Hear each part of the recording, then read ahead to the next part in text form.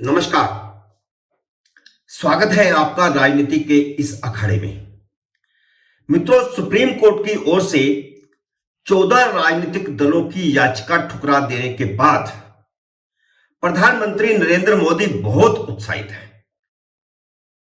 हनुमान जयंती पर प्रधानमंत्री नरेंद्र मोदी ने खुद की तुलना उस हनुमान से कर दी जो राक्षसों का संहार करने के लिए कठोर हो गए थे। यह मामला तो आप समझ गए होंगे।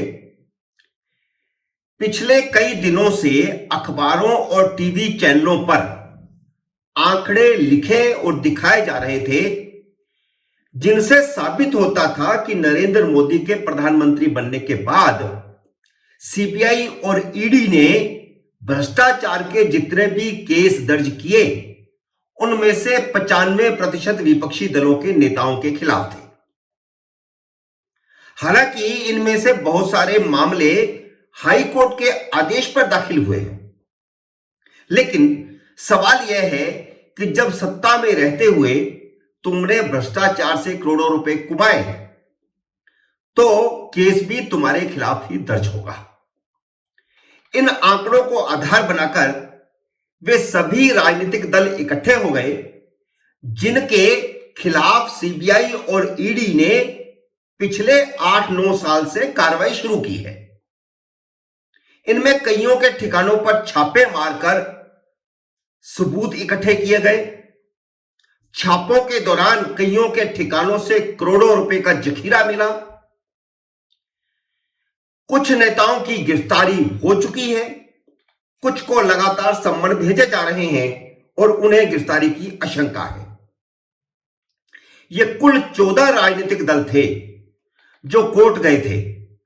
इन सभी दलों का कोई ना कोई नेता सीबीआई या ईडी की जांच के दायरे में है। सभी 14 दल कांग्रेस से लेकर आरजेडी तक, टीएमसी से लेकर बीआरएस तक, डीएमके से लेकर टीएमसी तक, फारूक अब्दुल्ला की नेशनल कॉन्फ्रेंस से लेकर शरद पवार की राष्ट्रवादी कांग्रेस तक, सभी परिवारवाद पर आधारित पार्टियां हैं और उनमें से कुछ तो जातिवाद की राजनीति करने वाले भी हैं। इन्हें उम्मीद थी कि जैसे पवन खेड़ा के मामले में सुप्रीम कोर्ट ने कुछ मिनटों में निचली अदालत को जमानत देने के आदेश दे दिए थे, इस मामले में भी सीबीआई और ईडी को हिदायत दे दी जाएगी कि विपक्ष के नेताओं को गिरफ्तार न किया जाए। याचिका उन्हीं अभिषेक मनु सिंघवी ने लगाई थी जो चुटकियों में पवन खेड़ा की जमानत के आदेश करवा लाए थे।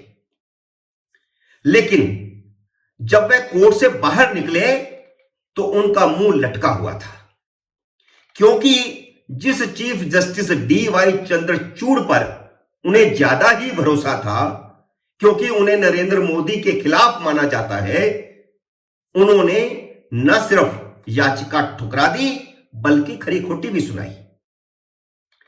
आप हैरान हुए होंगे कि ऐसा कैसे हो गया। ऐसा इसलिए हो गया कि चीफ जस्टिस हर बात पर नरेंद्र मोदी से पंगा लेकर अपनी छवि खराब करना नहीं चाहते। इस मामले में तो अगर याचिका स्वीकार कर ली जाती तो पूरा देश चीफ जस्टिस के खिलाफ खड़ा हो जाता, क्योंकि यह राजनीतिक दल अपने लिए अलग कानून की मांग कर रहे थे। इनका कोर्ट से आग्रह था कि सीबीआई और ईडी राजनीतिक दलों के नेताओं के साथ आम नागरिकों जैसा व्यवहार न करें। किसी भी राजनीतिक नेता की तब तक गिरफ्तारी नहीं होनी चाहिए जब तक उनके खिलाफ हत्या का मुकदमा ना हो। यानी कुल मिलाकर वे ये कहना चाहते थे कि सीबीआई और ईडी को तो बिल्कुल ही अधिकार नहीं होना चाहिए गिरफ्तारी का। यानी भ्रष्टाचार या मनी लॉन्ड्रिंग में तो बिल्कुल गिरफ्तारी नहीं होनी चाहिए, फिर भले ही नेताओं के ठिकानों से करोड़ों रुपए की करेंसी मिल जाए। यानी राजनीतिक दलों के नेताओं के लिए अलग कानून चाहते थे ये सभी राजनीतिक दल। आम आदमी के लिए अलग कानून हो और राजनीतिक दलों के नेताओं के लिए अलग कानून हो। इसकी वजह क्या थी? वजह यह थी कि प्रधानमंत्री नरेंद्र मोदी ने सीबीआई और ईडी को खुली छूट दे दी है कि किसी भ्रष्टाचारी को बख्शना नहीं है, जबकि कांग्रेस के राज में सीबीआई और ईडी को ऐसी छूट नहीं मिली थी। तब जांच एजेंसियों के अधिकारियों को ऊपर से इजाजत लेनी पड़ती थी कि फला आदमी के यहां पर, फला नेता के यहां पर छापा मारा जाए या ना मारा जाए, गिरफ्तारी की जाए या ना की जाए। कई मामलों में तो जब सीबीआई के जाल में फंसे किसी राजनीतिक दल के साथ अंदर खाते सौदा हो जाता था तो सीबीआई को कोर्ट में अपना बयान भी बदलना पड़ता था। पर अब स्थिति बदल गई है। नरेंद्र मोदी ने सीबीआई और ईडी को कह दिया है कि कोई कितना भी बड़ा तुर्रम खां क्यों ना हो, पकड़ो और जेल में डालो। सुप्रीम कोर्ट ने देश का और खासकर प्रधानमंत्री नरेंद्र मोदी का मिजाज समझ लिया है, इसलिए देश के मिजाज के मुताबिक ही फैसला किया और 14 राजनीतिक दलों की याचिका यह कहते हुए ठुकरा दी कि इस देश में दो कानून नहीं चल सकते, नेताओं के लिए अलग और बाकी आम नागरिकों के लिए अलग। याचिका पर दस्तखत करने वालों में सोनिया गांधी, राहुल गांधी, मल्लिकार्जुन खड़गे, शरद पवार, फारूक अब्दुल्ला, लालू यादव, तेजस्वी यादव, संजय राउत सब जमानत पर रिहा है। कुछ और भी नाम हैं जो मैंने अभी आपको गिनाए नहीं, आप अखबारों में देख लिए होंगे या टीवी चैनलों पर भी देख लिए होंगे, सब जमानत पर रिहा है। जिन 14 दलों ने वहां पर दस्तखत किए उनके कई नेता जमानत पर रिहा है या जेल में है। जैसे आम आदमी पार्टी 2 नेता जेल में है भ्रष्टाचार में। यानी सीबीआई और ईडी के जाल में फंसे नेता 100 प्याज तो खा ही रहे थे, सुप्रीम कोर्ट के अंदर जाकर, सुप्रीम कोर्ट में जाकर 100 जूते भी खाए हैं। तो नरेंद्र मोदी का उत्साहित होना स्वाभाविक था। मोदी ने अगले ही दिन खुद को हनुमान घोषित कर दिया। 6 अप्रैल को भाजपा का स्थापना दिवस होता है। यह सुप्रीम कोर्ट ने याचिका ठुकराई 5 अप्रैल को। संयोग से 6 अप्रैल को ही हनुमान जयंती भी थी।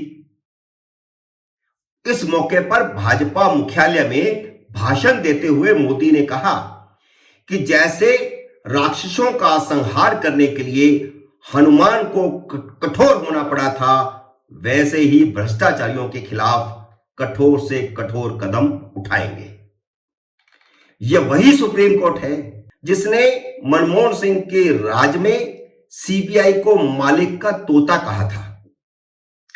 यानी जो प्रधानमंत्री बोलते हैं सीबीआई वही कहती है, वही करती है। यह उस वक्त की बात है जब सीबीआई कभी मुलायम सिंह, मायावती और लालू यादव की संपत्ति पर क्लीन चिट दे देती थी, कभी आमदनी से ज्यादा बता देती थी, कभी केस फिर खोल देती थी, कभी केस बंद कर देती थी। उसी सुप्रीम कोर्ट ने सीबीआई और ईडी के काम में दखल देने से इनकार कर दिया है। तो यह इसलिए कि मोदी देश को साफ संदेश दे रहे हैं कि वह एक एक भ्रष्टाचारी को जेल में पहुंचाकर ही दम लेंगे। उस आम आदमी पार्टी ने भी उस याचिका पर दस्तखत किए थे जिसका जन्म ही भ्रष्टाचार के खिलाफ आंदोलन से हुआ।